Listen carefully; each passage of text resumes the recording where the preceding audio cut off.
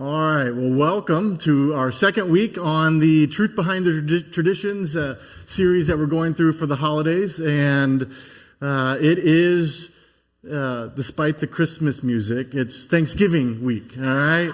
It is the time to celebrate the Thanksgiving feast. And I just want to say, it's not just, I share a kindred spirit here, but Chuck, where is Chuck? There we go.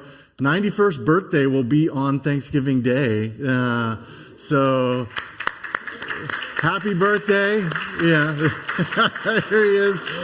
Happy birthday, 91. That's incredibly impressive. I hope you celebrate that well. So, Thanksgiving is a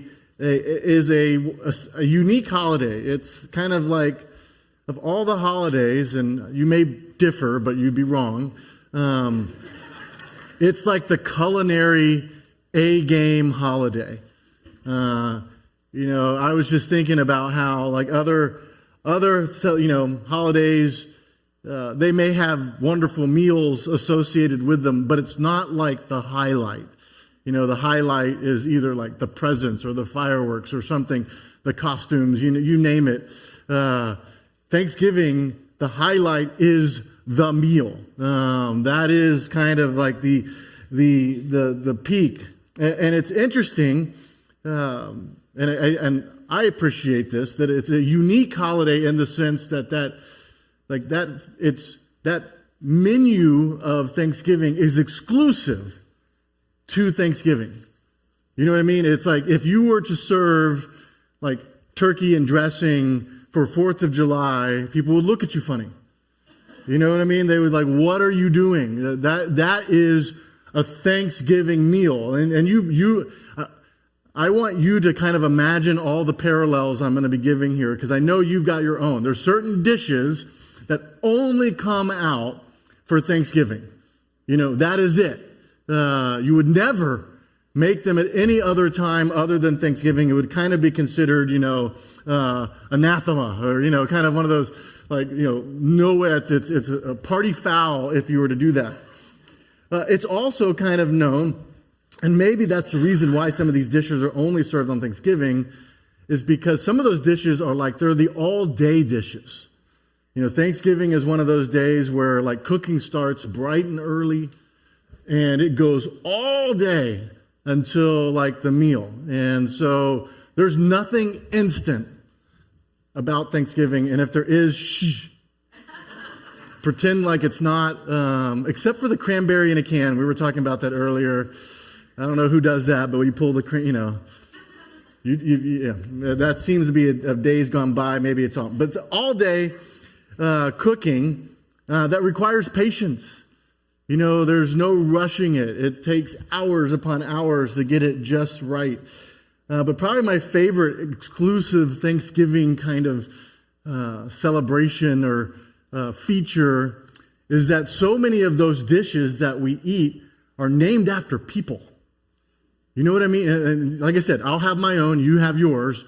But it's there's Grandpa's famous smoked turkey. Granny's Jell-O mold. There's, Aunt Jenny's pumpkin pie. They have names like that. Like I said, you have your names.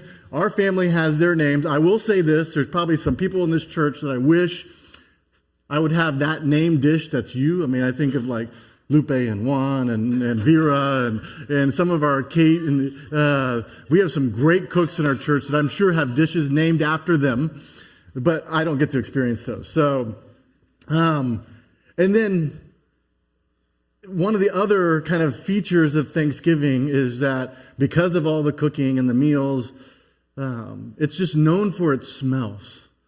The aroma of Thanksgiving, and the house just smells good. I don't know, it might be the fresh dinner rolls, and it might be the pies, it might be the turkey itself. But when you walk into the home, there's something you're you smell, and it just kind of, it breeds the anticipation of what is to come. You just kind of you smell the joy that is going to be yours in just a little bit of time. And to me, that's what makes Thanksgiving such a kind of unique and special holiday. Now, the reality is Thanksgiving is probably the truest to form holiday that kind of has been in existence from the beginning of the human race. Since when God created us and created families and people, the feast, the Thanksgiving feast, has been something that we have done from the very start.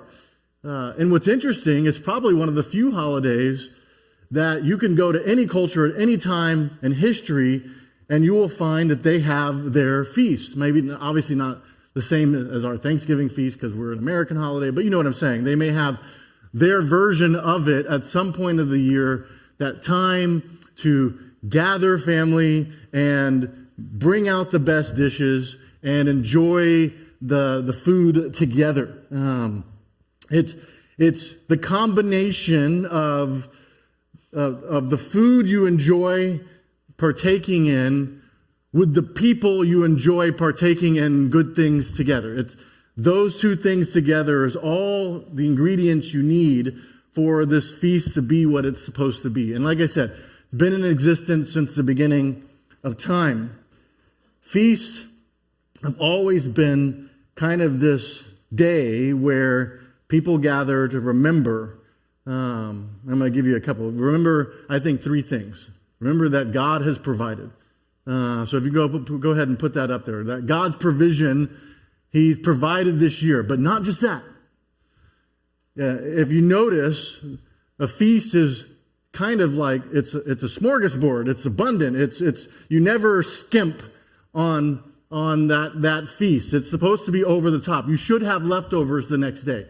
You should be talking about how you're going to have turkey sandwiches for the next week or so. You know what I'm saying? It's like you never should run out. So it's not just that He's provided, but that God has provided abundantly is a huge part of what it means to celebrate Thanksgiving. It's not just He's given us more than we need so that we can enjoy it. And not just abundantly, because you could, I don't know what your least favorite food is, but like me, like okra, a table full of like just abundantly overflowing okra is not going to be appealing to me. But yet, it would provide for me, but I don't want it. But yet, when we feast, we pick the foods that we love to eat, that we enjoy. And so there's this neat little thing that not only has God provided, not only has He provided abundantly, but that abundance is enjoyable. That it's good. God's good and abundant provision is what we celebrate. Now this is, listen to this. This is how it was meant to be. It's not just something that I think we've created. This is from Genesis chapter 1. And it says, "And God said, Behold, I have given you every plant yielding seed that is on the face of all the earth, and every tree with seed in its fruit. You shall have them for food. And to every beast of the earth, and every bird of the heavens, to everything that creeps on the earth, everything that has breath of life, I have given every green plant for food." And it was so. And God saw everything that He made, and behold, it was very good. And there was evening and there was morning the sixth day. And so you can sit there and say, the Thanksgiving feast was established very early. That idea that God said from the very beginning, I want you to see how much I provided. And it's for you. It's abundant and it's good. Enjoy it. Now that is probably one of I probably think the most overlooked miracles that we experience every day and just don't even see it. It's that ability to enjoy what God has given to us to provide for our lives. There's this, I love this passage from Ecclesiastes. Ecclesiastes is one of those, books that's a little bit, it's conflicted. But every now and then it kind of breaks into just like a little moment of reality. And it says, let me just tell you something just you should know. And this is one of those. In Ecclesiastes 5, chapter 18 and 19, it says, "Behold, what I have seen to be good and fitting is to eat and drink and find enjoyment and all the toil with which one toils under the sun, the few days of his life that God has given him, for this is his lot. Everyone also to whom God has given wealth and possessions and power to enjoy them, to accept his lot and rejoice in his toil, this is the gift of God." To enjoy what he's given. And obviously this includes way more than just food. It includes your work, includes your family, includes, and I just think about there's that joy we get, not only when we have a nice, well-cooked meal, but when you finish a project and it's a job well done, there's a joy you get when you spend time with family or loved ones. There's a joy you have just from being with them. And those things don't necessarily require joy, but we get joy from them.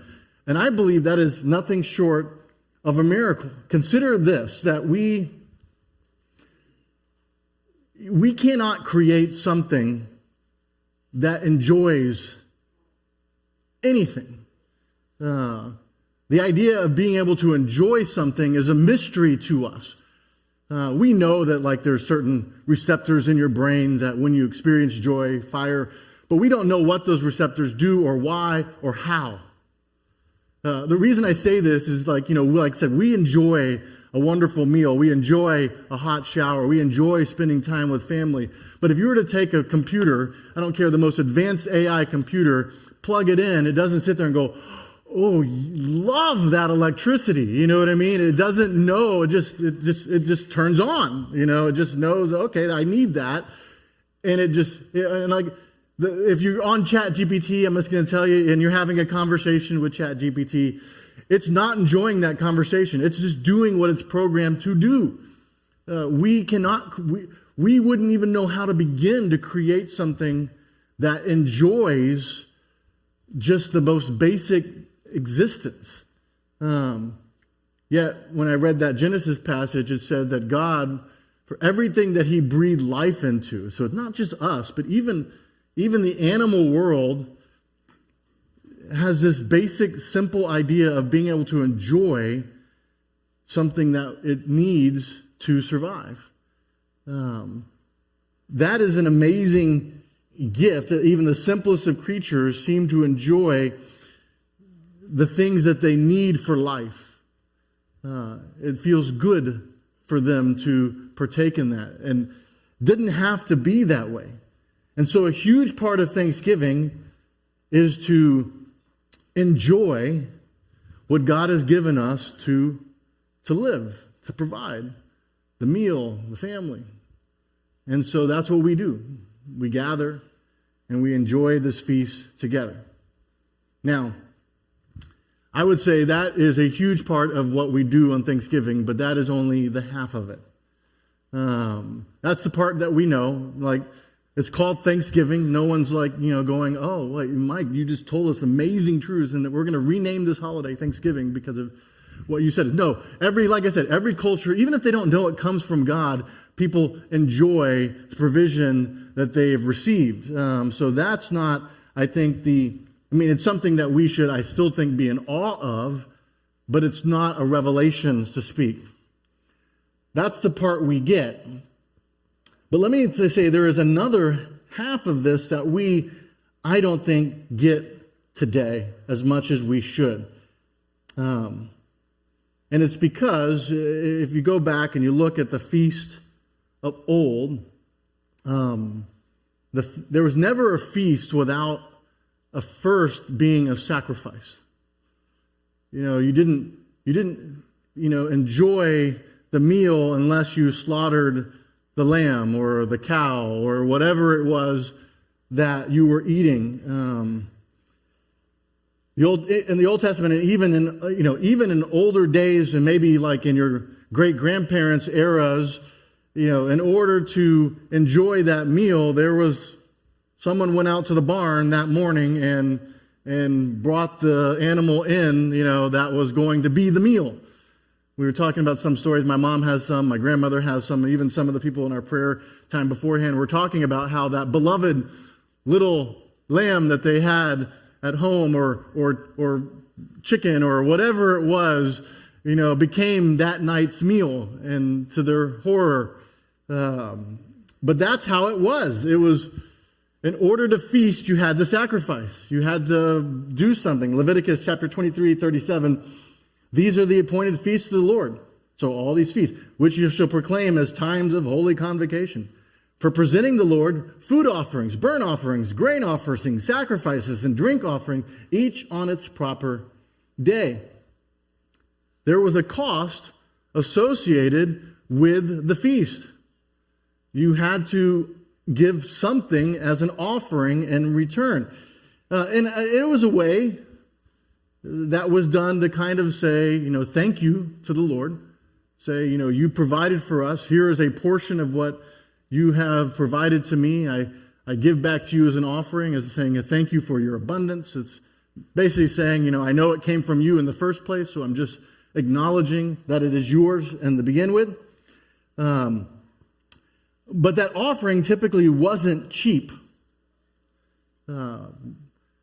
It was typically quite costly, prohibitively costly to do it day in and day out. I was trying to think of an illustration that we would relate to, because like I said, we don't operate in terms like this, because that offering was typically was giving up an asset, something. It's not just cash. It was something that produced for you, and now it was no longer going to be producing. And I was like, well, it would be like selling your car to celebrate a family member's birthday. You know what I mean? It might be worth it because you want to celebrate the birthday, but it's going to cost because your car is now gone. That thing that used to get you to and from work and provide for you is no longer there.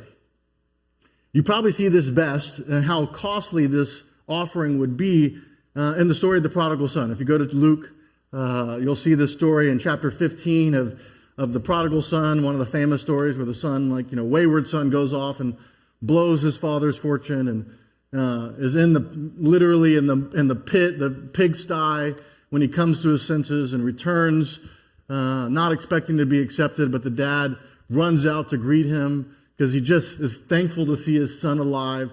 And what he says immediately when he sees his long-lost son kind of return to him is he's like, go get him a robe, go kill the fattened calf, we're going to celebrate tonight. And the older brother, who has been faithful and obedient and working with his dad all this time, responds this way, and he says to him, look, these many years I have served you and never disobeyed your command, yet you never gave me a younger goat that I might celebrate with my friends. But when this son of yours came, who has devoured your property with prostitutes, you kill the fattened calf for him? You can see that it's like you spent way too much on this wayward son who has already lost you so much, and you're killing the fattened calf? Like you're giving him the lion's share of what we still have left? It's something you could not do regularly, because that calf was, it wasn't just food. Typically, the herd or the animals, the flock that people had, they produce other things. They were kind of the money maker of the family. That's what provided for them day in.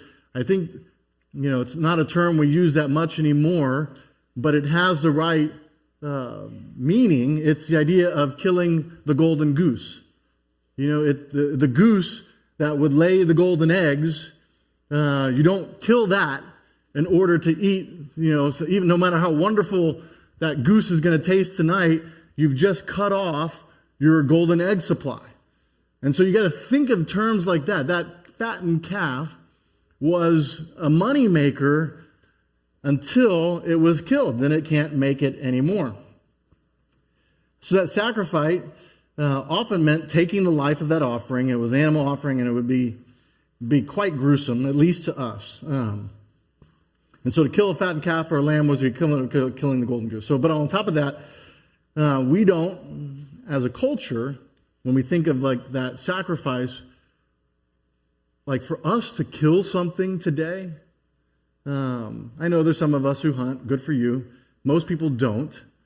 And most of us, if we want a good steak, we don't go kill a cow and cut it up and portion out our steak. We go to the grocery store where it's nicely packaged and it's got like the clear cellophane around it, and it's like, we can see if it's marbled the way we want, all that kind of stuff, and we take it home. We don't think that there was a butcher who had to, kill it, portion it, cut it up, and put it in the packages for us. We've become kind of, I would say, disconnected from the whole process of how that steak gets there in the first place. And you can name whatever else. Just to kind of say how much we've kind of distanced ourselves from this, if you buy that package of hamburger meat or steak and there's a little blood in the bottom of the package and you're like, ooh, I know you do it. You're like, oh, there's still blood. You're like, I'm sure there's a great-great-grandparent of yours going like, are you kidding me? Really? You're grossed out by that? It's, we get kind of grossed out to the point where, even today, I'm sure you guys have gotten your turkeys. Who likes to be the person who pulls out the gizzard and the necks and everything out of the cavity of the turkey? Do you just love doing that? Or are you a little grossed out? That's the disassociation we have gotten to it. There was a time when, like he said, like my grandmother, she just would grab it, flick it, and then take it into the house. And it was time for that to be eaten. We now, you know what I'm saying? We now have lost our sense of where it comes from. And that to eat requires to kill. We don't see that as much anymore. We've been indoctrinated by classics like Bambi that have told us that killing is evil and wrong, and those hunters are the bad guys, kind of thing. Or I have to admit, it's a movie called Babe about a little pig who thinks it's a shepherd dog, or at least wants to be a shepherd dog in order to not be sold at the market at the end of the year. And I'm rooting for Babe. If you haven't seen Babe, it's awesome.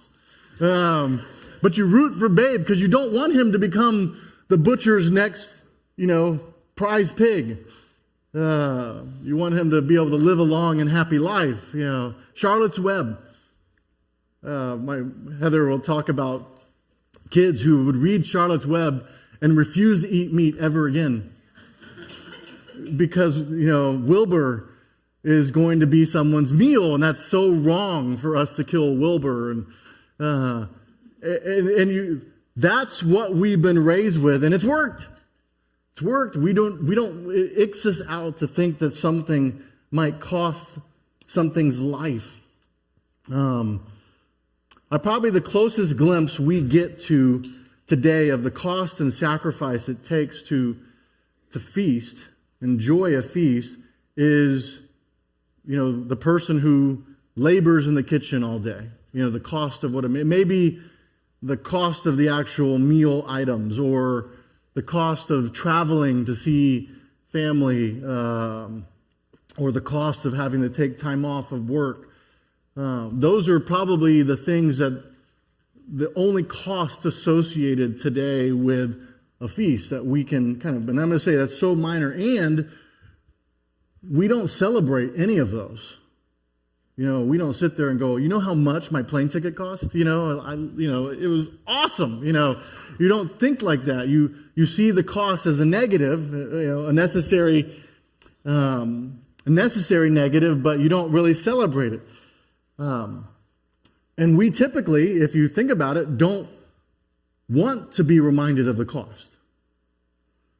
You just want to it's all there. It's just magically appeared. Let's not ask or talk about the cost that was involved. I mean, I think of like when we went to Disney when the kids were little, they have this ingenious way of once you get there, you never pull your wallet out again.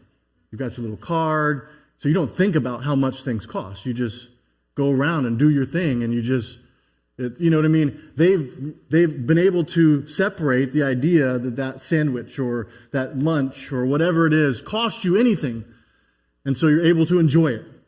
And so we have gotten to a point where enjoyment and cost have become opposites. What I'm trying to communicate here today is that an original plan of feast was the cost was a part of the enjoyment. And that's very hard for us to wrap our heads around. We don't like for things to cost too much for us to enjoy. Just think about like on your birthday. When people say, what do they want to do for you? You're like, really don't go out of your way. I really don't want you to do more than just the basics, you know. If it costs too much, I feel guilty. I feel bad if you do anything about that. But that was an integral part of the original feast that God gave us. The sacrifice, it meant something. That cost was the way of saying tangibly, thank you.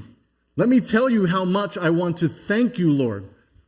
I'm going to kill my prized lamb or calf or whatever it is to say thank you. Because you need to know how much I am grateful for how you provided. That cost was the significance of your appreciation. So what do we do with that today? So what we're going to do as a church is we're going to give you all little baby turkeys this year. And you're going to raise them all year long, name them, let them live in your home, and then next Thanksgiving, you're going to kill them in front of your family and celebrate that killing, okay? All right, that's how we're going to, I'm kidding. But that would be kind of a little bit of figuring it out, but it's how do we get to the point where we sit there and say the cost of the feast, the sacrifice, the life that was lost, we are going to celebrate those too. How do we get there? Because that, like I said, was a part of what ancient feasts were about, was to enjoy not just the abundance and the good, was to celebrate the cost and the sacrifice as well. And so here's what you need to hear. I want you to hear two things about this, because I know you're going to wrestle with this. The feast costs a lot. It should cost. It was, like I said, it was costly, prohibitively costly for ancient families. You couldn't do this every day. It had to be a special occasion. We struggle with that, of someone, sacrificing that much for our benefit. But the reason God gave us feasts with the sacrifice involved, and you need to hear this, is to say, you are worth that cost.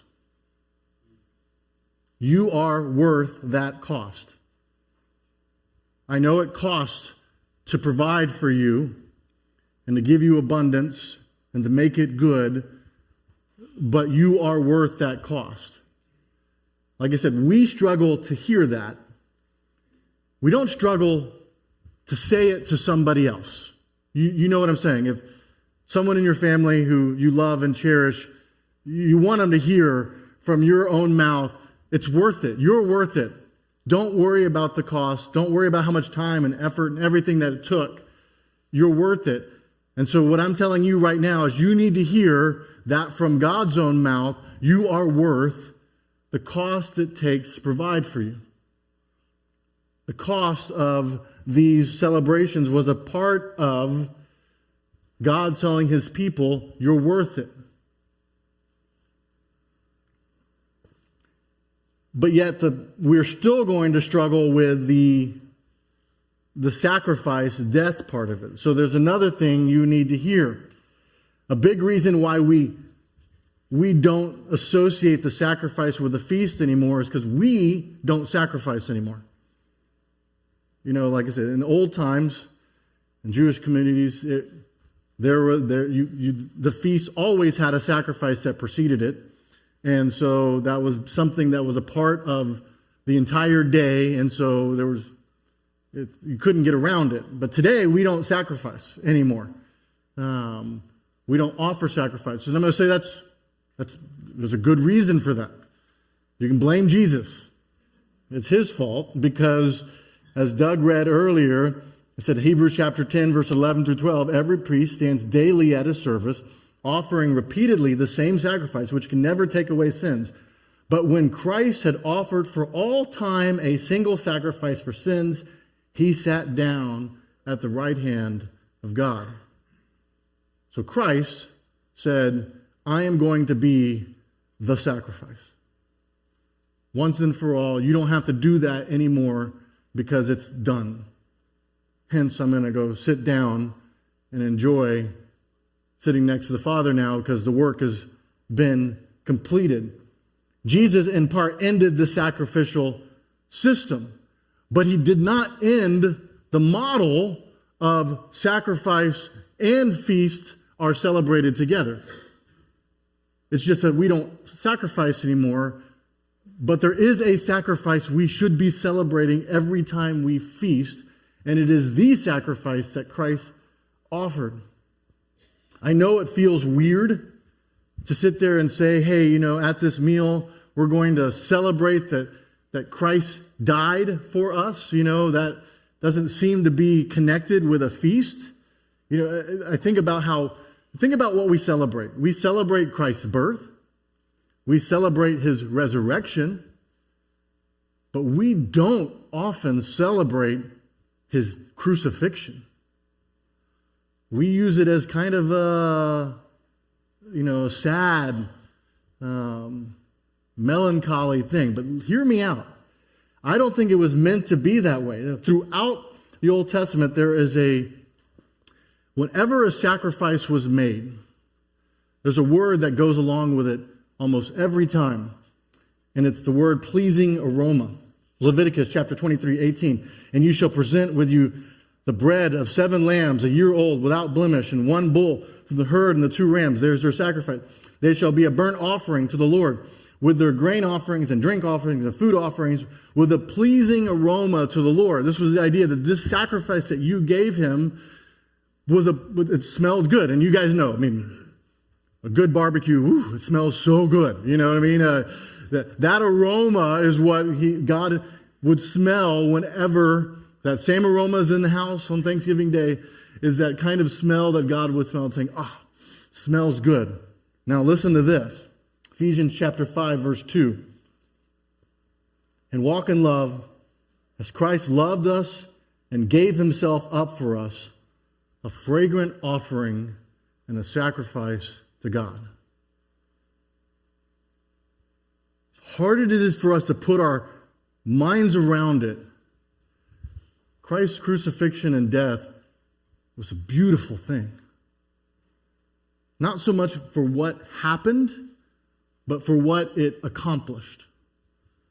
Those sacrifices, even in the Old Testament, like I said, killing things is never something that I think people enjoy. It's always hard. You have to become accustomed to it.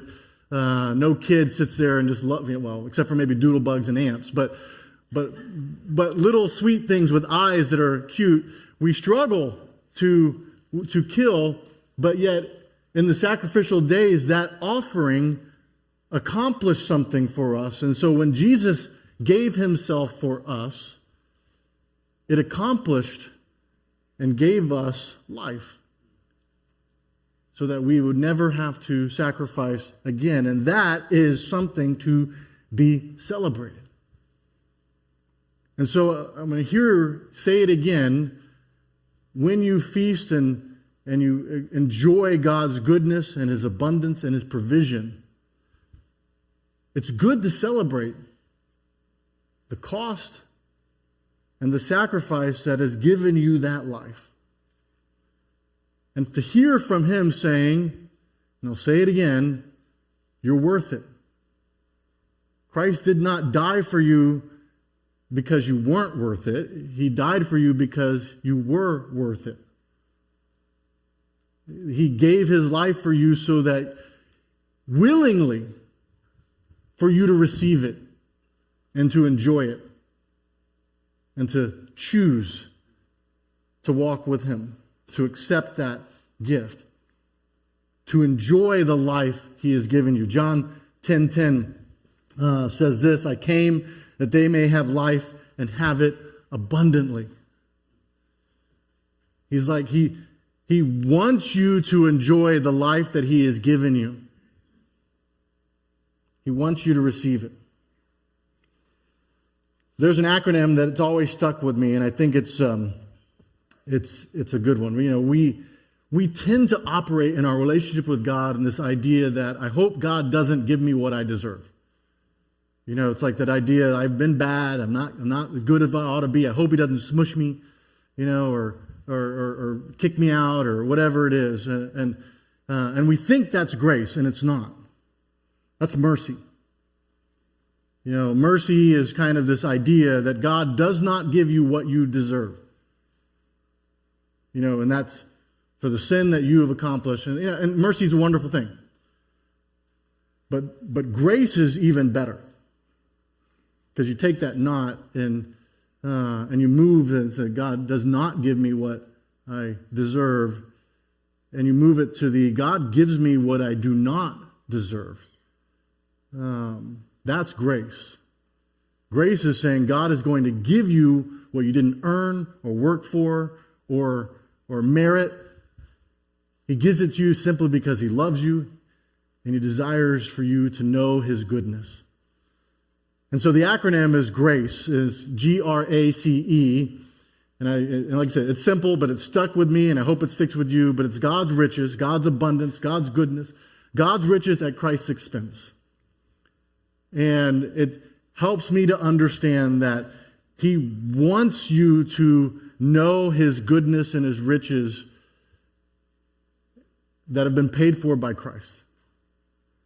And so this Thanksgiving, that is my hope, is that as we sit around and we enjoy his abundance, his provision, and his goodness of all of it, we realize this is a gift of God that he paid for and is given to us. Let's enjoy it. Let's pray. Lord Father, thank you so much for the Thanksgiving holiday. I pray, Lord, that this year we would not just give thanks for your ongoing provision, but we would give thanks for your eternal provision. May we know, Lord, that you want us to enjoy your sacrifice, the life that you gave for us. Lord, I pray for each and every one of us that we would wrestle with the struggle that we have to not feel worthy of such a gift or to feel in need of such a gift. Lord, that's just pride, I think, speaking in us. Lord, I pray that we would have the humility to receive your gift, knowing that it is absolutely what we need, and to say thank you for it. Lord, remind us how good you are this Thanksgiving week. Remind us how much we have to be grateful for. We pray this in Jesus' name. Amen.